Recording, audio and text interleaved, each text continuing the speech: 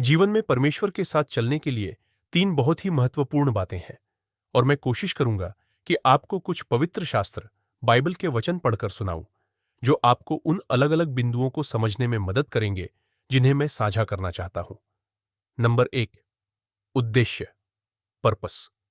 उद्देश्य, उद्देश्य। नंबर दो, योजना, प्लान। और नंबर तीन, समय, टाइमिंग।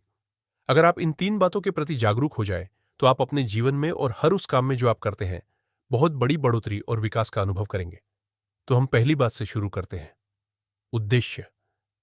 यीशु का एक उद्देश्य था। इस दुनिया के लिए परमेश्वर का एक उद्देश्य है।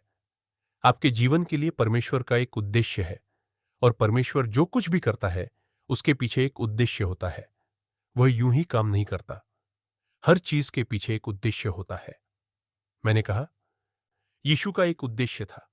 अब संत यूहन्ना जॉन के सुसमाचार अध्याय 10 पद 10 में यीशु ने कहा, चोर केवल चोरी करने, मारने और नाश करने के लिए आता है, परंतु मैं इसलिए आया हूं कि वे जीवन पाए और बहुतायत से पाए। किंग जेम्स में मोर अबंडेंटली लिखा है। यहां यीशु ने अपने आने का स्पष्ट उद्देश्य बताया। मैं आया हूं ताकि वे जीवन पाएं और भरपूर जीवन पाए। यानी यीशु के आने का एक उद्देश्य था। फिर एक यूहन्ना अध्याय 3 पद 8 में लिखा है, इसी उद्देश्य से परमेश्वर का पुत्र प्रकट हुआ कि शैतान के कामों को नाश करे। उसने अपना उद्देश्य स्पष्ट कर दिया। परमेश्वर का पुत्र इस उद्देश्य से प्रकट हुआ कि शैतान के कामों को नष्ट करे। फिर संत लूक अध्याय 19 पद 10 में वह हमें बताता है, मनुष्य का पुत्र खोए हुओं को ढूंढने और उद्धार करने आया है। उसका उद्देश्य बहुत स्पष्ट था। वह पिता की इच्छा पूरी करने आया था। यीशु पिता की इच्छा करने आया। और आप यह याद रखें, आप भी उद्देश्य के लिए पैदा हुए हैं। आप भी अपने पिता की इच्छा पूरी करने के लिए आए हैं। यह बहुत जरूरी है कि आप अपना उद्देश्य खोजें। मैं आपको प्रेरितों के काम एक्ट्स अध्याय 26 से कुछ पढ़कर सुनाता। अध्याय 26 पद 15 से। आपको याद है, दमिश्क की सड़क पर तरसुस के शाऊल की प्रभु से मुलाकात हुई। उसने स्वर्ग से एक प्रकाश देखा जो दोपहर के सूर्य से भी अधिक तेज था और वह उस प्रकाश की महिमा से गिर पड़ा और प्रभु ने उससे बात की।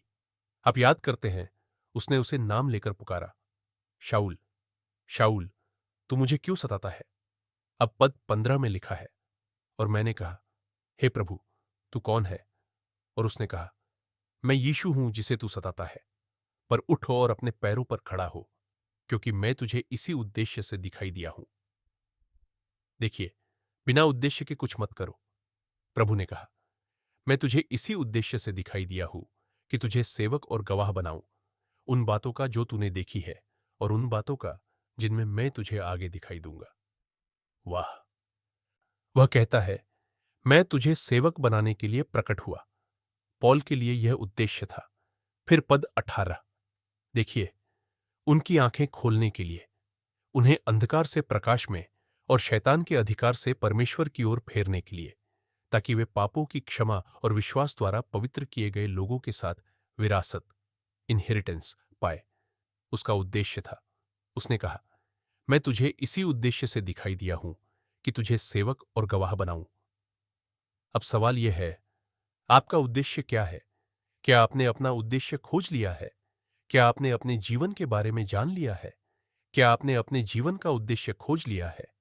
क्या आपको पता है कि आप क्यों पैदा हुए? अगर आपको पता नहीं, तो आप आज पता कर सकते हैं।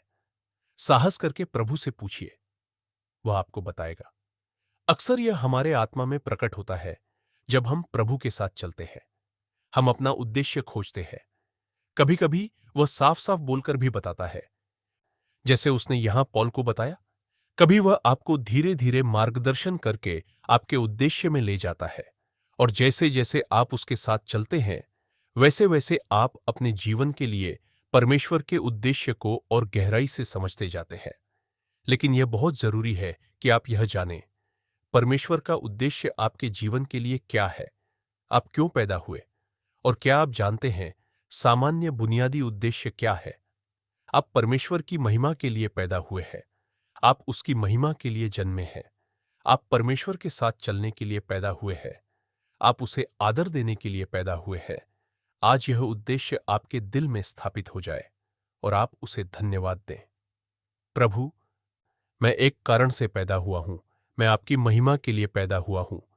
उस प्रकाशन रेवलेशन को पकड़ लीजिए, उस दिव्य दृष्टि डिवाइन विजन को पकड़िए कि मेरा जीवन परमेश्वर को महिमा देने के लिए है। यही आपके जीवन का उद्देश्य है। दूसरी बात, योजना, प्लान।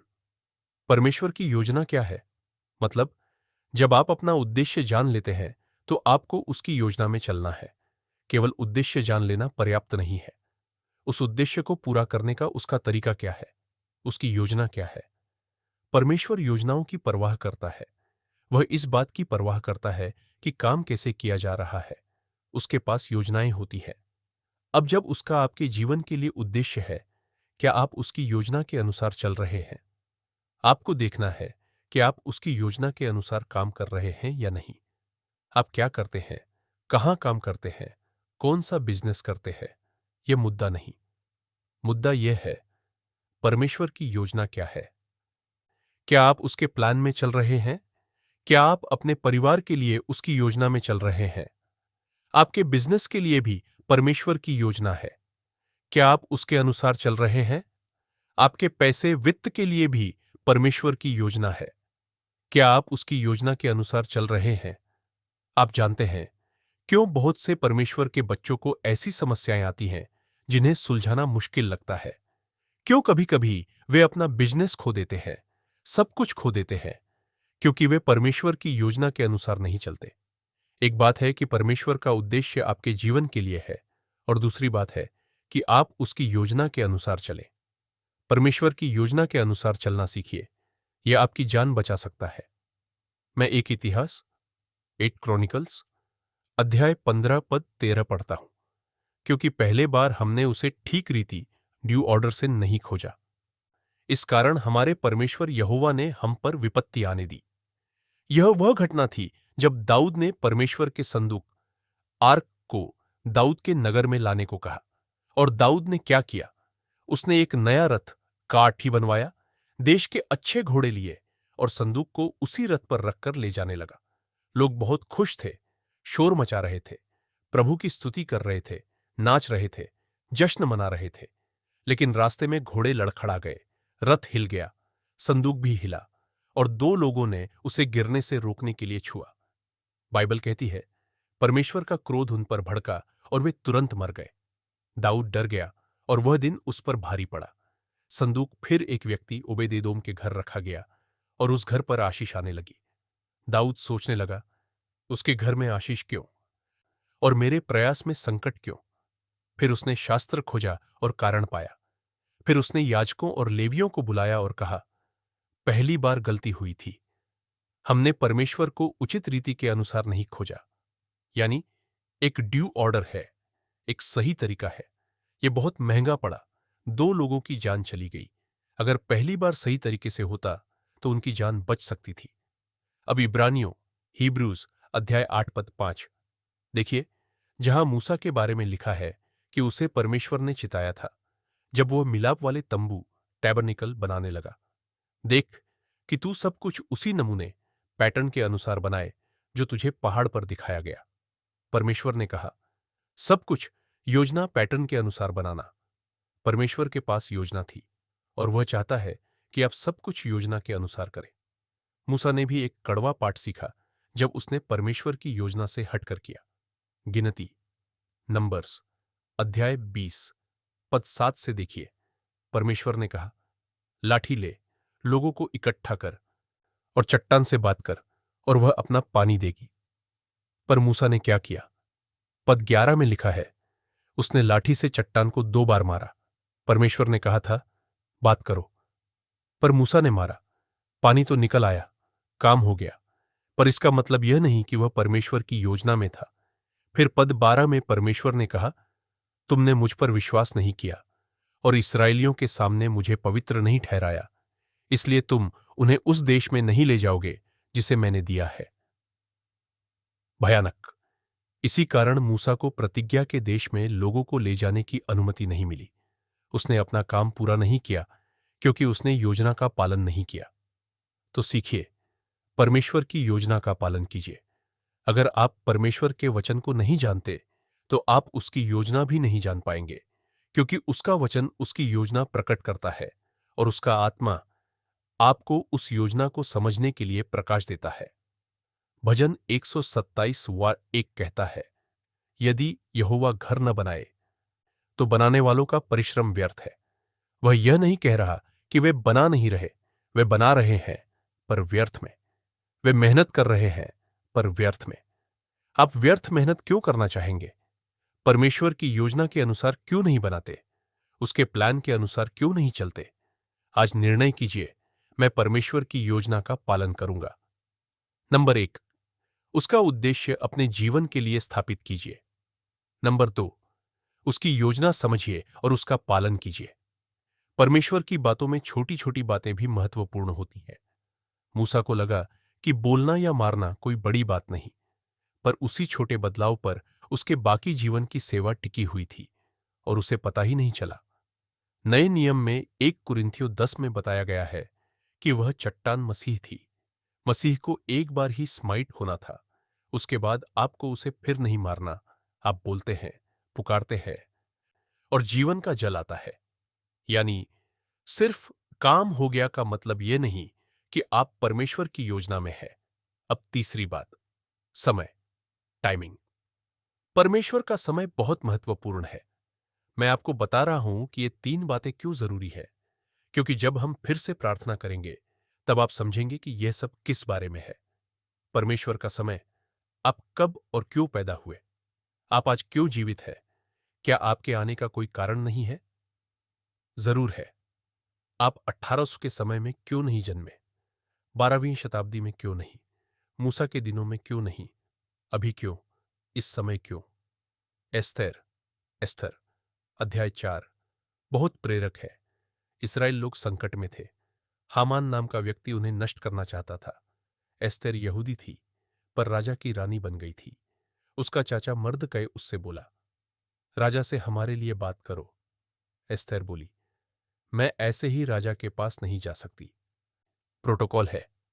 फिर पद 13 से मर्दकै ने संदेश भिजवाया, यह मत सोच कि राजा के घर में रहने के कारण तू बाकी यहूदियों से अधिक बच जाएगी। अगर तू इस समय चुप रहेगी तो कहीं और से यहूदियों के लिए छुटकारा आ जाएगा, पर तू और तेरे पिता का घर नष्ट हो जाएगा। और कौन जानता है कि तू इस राज्य में ऐसे ही समय के लिए आई है। वाह, ऐसे ही समय के लिए, for such a time as this. ये आपको सोचने के लिए कहना चाहता हूं। परमेश्वर आपसे किसकी मदद करवाना चाहता है? सुनिश्चित कीजिए कि आप मदद करें। हो सकता है आप ही एस्थेर है जिसे परमेश्वर ने किसी रणनीतिक जगह पर रखा है, सरकार में, सिस्टम में, किसी प्रभावशाली स्थान पर, ताकि संकट के समय आप मदद कर सकें। खुद से पूछिए, प्रभु, मैं इस स्थिति में क्यों हूं? यह उसकी महिमा के लिए है। मैं इस समय क्यों हूं? यह उसकी महिमा के लिए है। और आत्मा यह भी कहना चाहता है, जो कुछ प्रभु ने आपको सिखाया है, जो समझ उसने आपको दी है, जो वरदान और क्षमताएं उसने आपको दी है, उन्हें सेवकाई और सुसमाचार के विस्तार के लिए इस्तेमाल कीजिए। अवसर ढूंढिए कि आप अपने कौशल से परमेश्वर के काम को आगे बढ़ाएं। अपनी क्षमताएं छुपाइए मत, अपने अवसर छुपाइए मत। प्रार्थना करके पूछिए, प्रभु, मैं सेवकाई के लिए क्या कर सकता हूं? दान केवल पैसे का नाम नहीं है। बहुत लोग पैसे देते हैं और उसके लिए धन्यवाद, पर उससे भी आगे आपके पास क्षमताएं हैं, ज्ञान है, अनुभव है। कई बार सेवकाई को उसकी जरूरत होती है। उपलब्ध हो जाइए। जो प्रभु ने आपको सिखाया है उसे लेकर आइए ताकि हम काम को आगे बढ़ा सकें।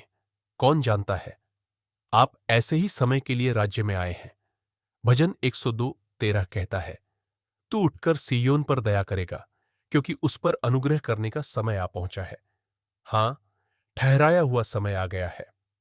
यह समय की बात है, परमेश्वर का ठहराया हुआ समय, अनुग्रह का समय, सेट टाइम। परमेश्वर का आपके लिए कौन सा सेट टाइम डा है? हो सकता है जहां आप हैं। आपकी कलीसिया के लिए यह आपका ठहराया हुआ समय हो। पवित्र आत्मा आपको जो बातें सिखा रहा है, आप उन्हें क्यों सुन रहे हैं? क्योंकि एक ठहराया हुआ समय है और यह आपका समय हो सकता है। आपके लिए अनुग्रह का समय आ गया है। आत्मा का अभिषेक आप पर है। उसे धन्यवाद दीजिए। अभिषेक आप पर है और अभी काम कर रहा है। परमेश्वर की महिमा हो। और अगर आपने अभी तक अपना जीवन मसीह को नहीं सौंपा है, इसे टालिए मत। आपके लिए परमेश्वर का सेट टाइम आज ही है। यह संदेश लव वर्ल्ड मीडिया मिनिस्ट्री की प्रस्तुति है। पास्टर क्रिस के इस और अन्य संदेशों के लिए क्राइस्ट एम्बेसी बुक स्टोर्स पर जाए या उनकी वेबसाइट पर जाए। परमेश्वर आपको आशीष दे।